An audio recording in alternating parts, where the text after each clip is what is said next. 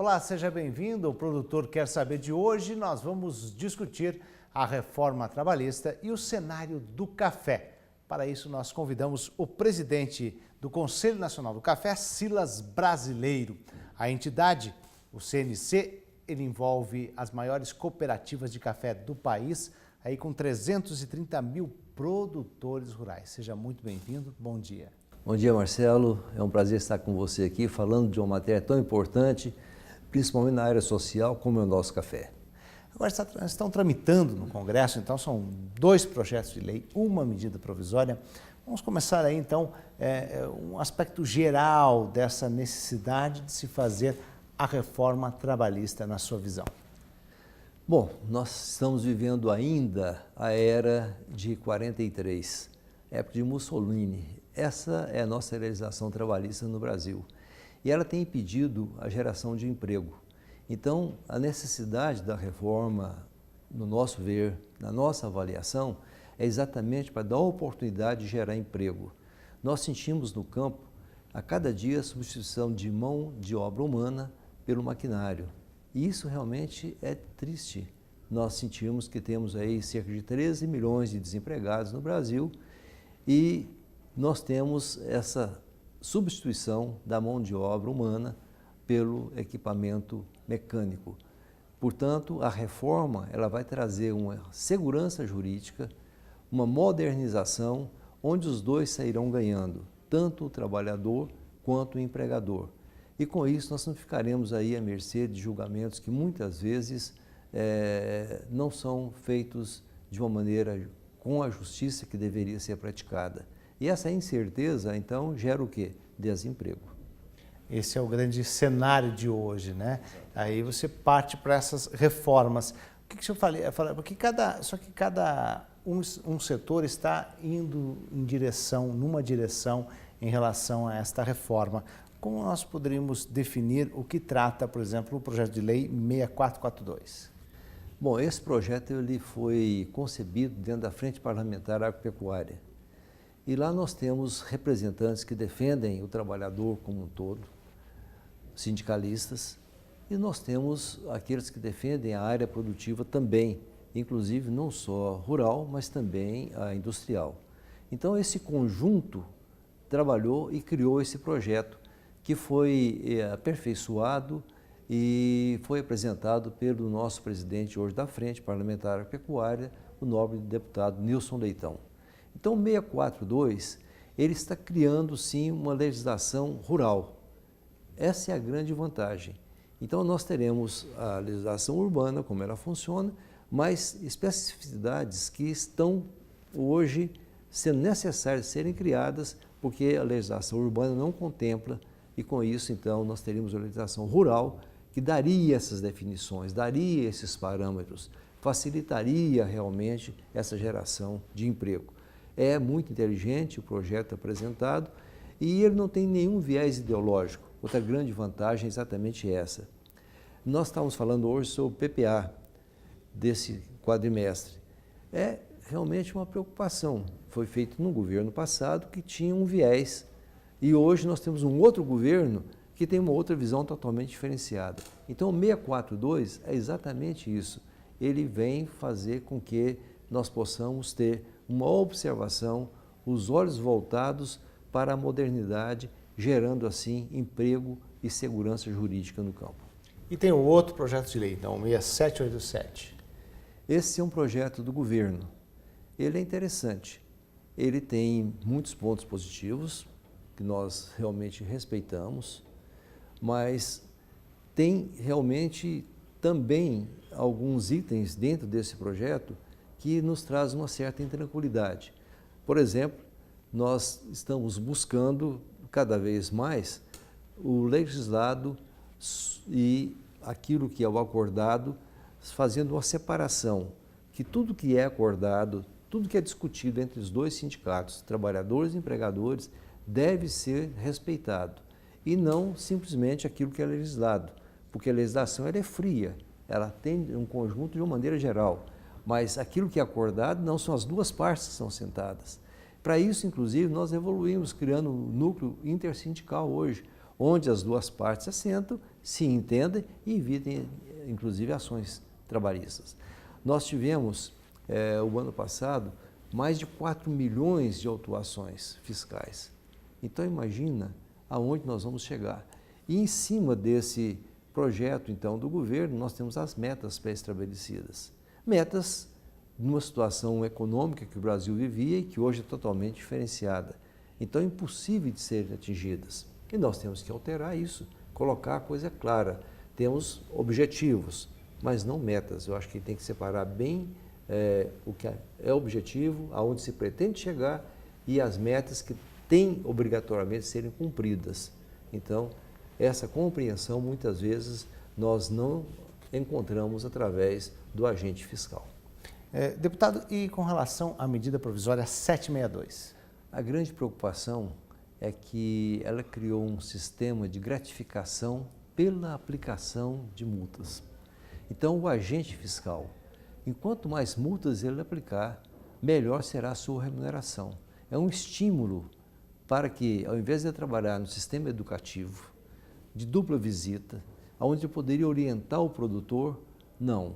Se ele fizer isso, ele vai receber simplesmente seu salário raso.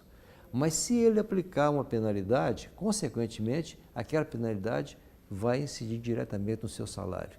Então imagina, se hoje já há essa predisposição de multar, imagina com esse estímulo ainda maior, que a multa vai gerar aumento salarial. Portanto, nós cremos que é um erro absoluto e que não pode jamais prosperar. Agora, hoje da forma como está, deputado, hoje o produtor ele tem uma insegurança jurídica com relação a esse vínculo trabalhista? Hoje ele tem. Hoje ele tem porque nós não temos realmente, hoje dentro da CLT, aquele princípio em que o produtor, contratando alguém para o seu trabalho, sua lida cotidiana, amanhã não venha novamente uma reclamação em que muitas vezes sem nenhuma procedência, mas há uma tendência normal no julgado de favorecer o empregado. Isso é uma tendência normal no nosso país. Então, com essa tendência, o empregador ele fica sempre preocupado e pensa, bom, é melhor eu comprar mais uma máquina do que eu trazer 10 trabalhadores. Às vezes eu vou comprar uma máquina de colher café, nós estamos falando sobre CNC, falando sobre café, uma máquina substitui 300 mãos de obras. Então imagina só, é melhor uma máquina do que eu ter 300 trabalhadores. Ao passo que para nós, muito melhor, muito mais gratificante termos 300 trabalhadores e não termos a máquina. Porque isso sim, isso faz com que nós sintamos mais gratificados em ver que o pai de família, ele não depende de governo, ele simplesmente, pelo seu esforço pessoal, ele pode levar o alimento para a mesa dos seus filhos, para o sustento da sua família. Isso é gratificante. Portanto, essa reforma também ela tem esse cunho social, um cunho moral e até, posso dizer, até um cunho espiritual, fazendo com que o cidadão possa se sentir gratificado e orgulhoso. Estou alimentando a minha família, não com benesses do governo, mas com o suor do meu rosto. Agora, o café tem muita especificidade, né, em relação ao café e dependendo da região, se exige mais mão de obra ou menos mão de obra, né? Principalmente na safra.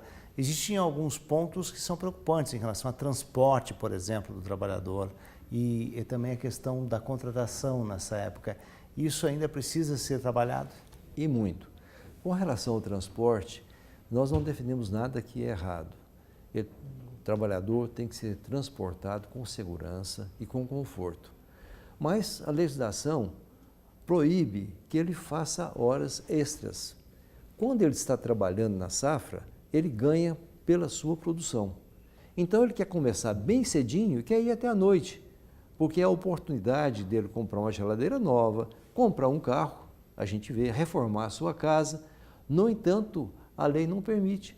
Ele só pode trabalhar as 44 horas semanais, ao passo que se desse a oportunidade, ele trabalharia o dobro, teria o dobro do rendimento e se sentiria muito mais gratificado. E para o produtor, teria sua lavoura também desocupada, livre, já para produzir a próxima safra.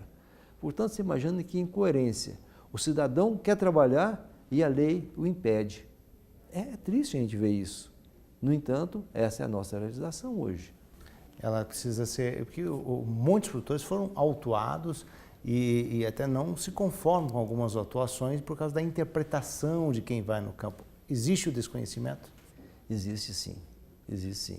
A gente vê que o agente fiscal ele não conhece e ele nunca está predisposto a ouvir.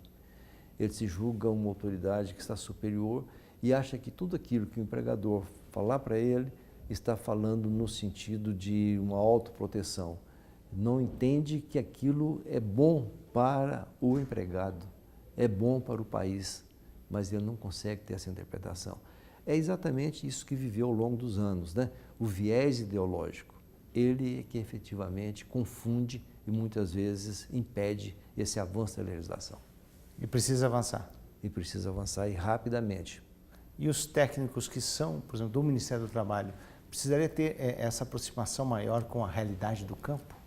Eu acho que sim, eu acho que falta muito exatamente essa proximidade, precisa de confiar, inclusive mais nas informações que recebem, precisam participar, inclusive de maneira furtiva. Não precisa chegar a identificar que ele é um agente fiscal.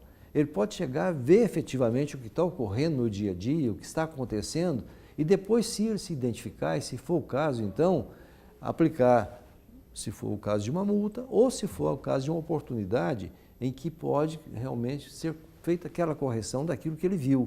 Mas quando ele já chega com aqueles estandalhaços todo, chega o Ministério Público, chega a Polícia Federal, chega o agente fiscal, quer dizer, todo mundo até fica assim, forma de ter um diálogo e mostrar que não é bem aquilo que está acontecendo. Existem erros? Existem. Tem que ser punidos sim, mas são exceções e não uma regra. E hoje está sendo interpretado como uma regra geral. A gente vê, inclusive, agora, sindicatos que estão denunciando o Brasil na OIT. Imagina que desserviço para o Brasil. Nós precisamos de somar, de construir e denunciar fatos que efetivamente estejam acontecendo. Isso precisam ser denunciados. Nós não podemos conviver com impunidade, mas muito menos com exagero.